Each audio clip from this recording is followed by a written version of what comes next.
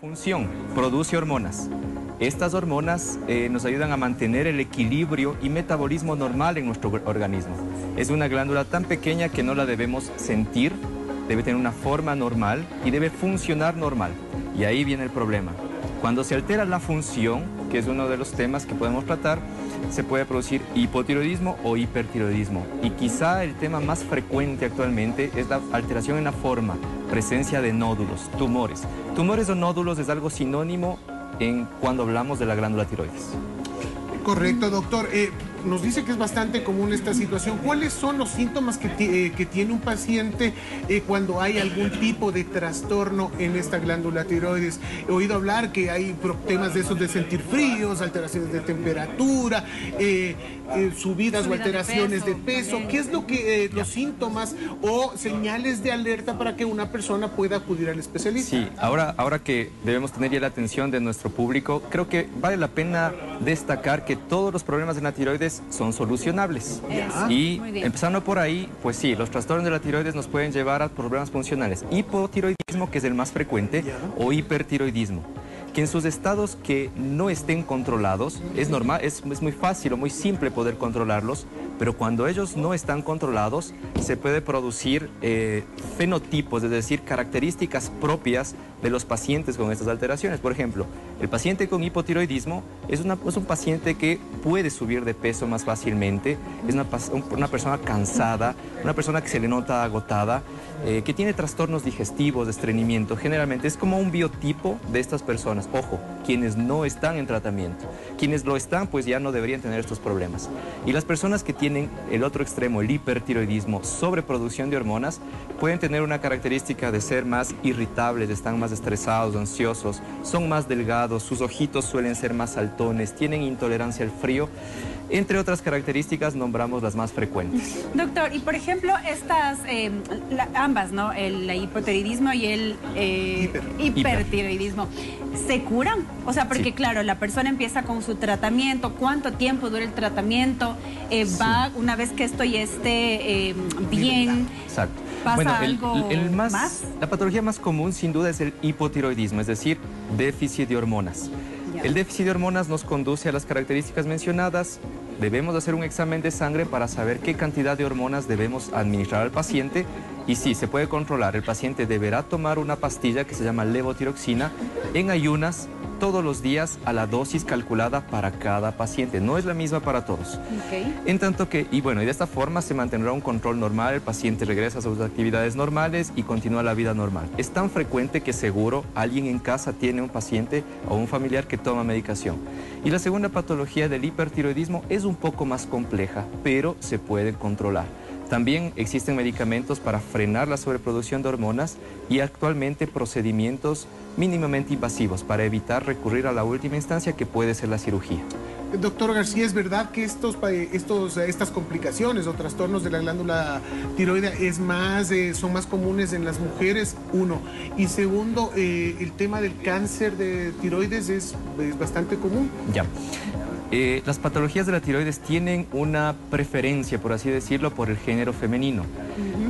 Las damas, por su naturaleza, tienen un ciclo periódico menstrual, el cual sus hormonas predisponen a tener algunas patologías con más frecuencia que los caballeros. Sí, la posibilidad de tener patologías de una dama versus un hombre es 20 a 1, es mucho más frecuente en las damas.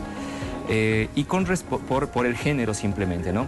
¿Y qué sucede con el cáncer de tiroides? Nuevamente, aún siendo cáncer, también es solucionable, es curable, hay tratamientos. Ecuador se destaca a nivel mundial por una característica. Somos el tercer país actualmente con la incidencia más alta en cáncer. Dentro de los estudios que he podido realizar con muchos colegas, no estoy solo yo a cargo de esto porque las enfermedades tiroideas necesitan un trabajo multidisciplinario, hemos determinado que existe una prevalencia, una predisposición, sobre todo en la serranía. Las ciudades de altura tienen una incidencia más alta que la región costera y amazónica. ¿Por qué motivo se determinó? Tal vez filogenética, es decir, la ancestralidad, consumo de nuestros propios alimentos, genética y pues tal vez estar en una zona volcánica de gran saturación. Nosotros tenemos mucho volcán alrededor en un país tan pequeñito. solamente se puede comparar con poblaciones semejantes del sur de Italia. Existe un antecedente tan grande de actividad volcánica donde la incidencia, segunda incidencia más alta es Italia, solamente en primer lugar Corea del Sur, Italia, Ecuador. La incidencia actualmente es de 28 por cada 100.000 habitantes. Wow.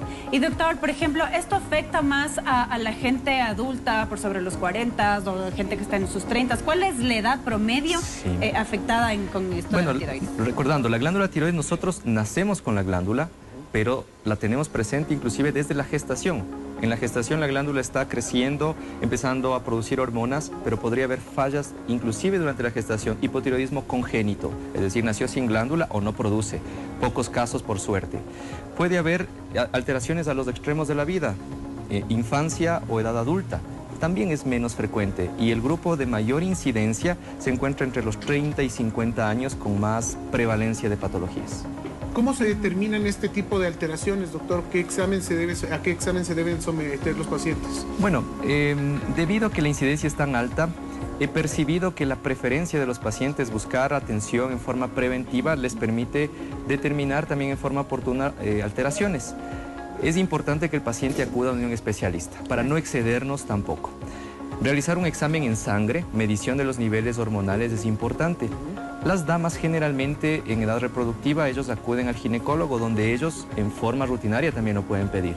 Y quienes deseen hacerlo en forma preventiva, con antecedentes familiares que les lleven a buscar esa necesidad, deben ir donde un especialista, ojo, en examen de sangre. Pero también debemos tener atención con los trastornos estructurales, es decir, si aparece un tumor o un nódulo, generalmente nosotros no lo percibimos. A veces es nuestro vecino, nuestra esposa, nuestros familiares, quien dicen, tienes un nódulo aquí en el cuello, mira, parece un bulto, se topan. En ese momento, acudir también de un especialista. Pero también podría haber alteración en el tono de la voz, dificultad al pasar los alimentos, o los caballeros cuando usan corbata sienten una molestia ahí y empieza ahí la indagación. Doctor, para terminar ya una última pregunta. ¿El paciente que se curó de tiroides, la paciente que se curó de tiroides, puede volver a tener en el futuro tiroides? Pienso que nuevamente hay que dividir en las posibilidades. El hipo y el hipertiroidismo se puede controlar, se puede manejar y se los puede mantener estables a los pacientes con medicación o tratamientos. Es una brecha muy larga en cuanto al manejo y a la orientación del cáncer de tiroides. El cáncer de tiroides tiene una gama muy amplia de presentación. En forma resumida, el cáncer pequeñito se puede curar en forma inicial y definitiva tan solo con tratamientos pequeños, pero el cáncer avanzado requiere tratamientos más complejos. El cáncer de tiroides, un paciente siempre va a ser diagnosticado, siempre va a llevar consigo paciente con cáncer de tiroides y en la vida se podrá determinar si está libre de enfermedad o tuvo una recaída. Es decir, las patologías de tiroides se controlan, se observan, se pueden curar, pero muchas de ellas necesitan observación a largo plazo. Okay. Finalmente, doctor, solo para cerrar antes de en general se necesita llevar algún tipo de, qué sé yo, alimentación especial, tanto para las personas que quieran prevenir algún tipo de alteración con la tiroides o ya posterior a esto y en este tratamiento, digamos, para nivelar estas alteraciones, o es algo inevitable o que no depende tanto de una dieta o estilo de vida? Sí, ese es un tema bastante delicado porque en nuestro medio, en nuestra población, existe estigma a algunos tipos de alimentos. Cuando yo recibo a mis pacientes dicen, no debo comer el brócoli. Pero yo no puedo sacar ese estigma de la población porque todo el mundo escucha el brócoli y piensa en tiroides, ya no puedo hacerlo. Lo cierto es que existen solo dos escenarios que debemos tener atención con los alimentos. El primero, cuando el paciente tiene hipertiroidismo, debemos evitar algunos, entre ellos enlatados, embutidos, gaseosos, colorantes, alimentos procesados en otras palabras. Y los pacientes que van a recibir tratamiento por yodo radioactivo. El resto de pacientes con hipotiroidismo inclusive o en seguimiento de cáncer pueden tener una dieta normal, sin restricciones. Excelente. Listo, doctor. Muchísimas gracias por acompañarnos. Importante información. Ya sabe, tal vez si nos ayuda con sus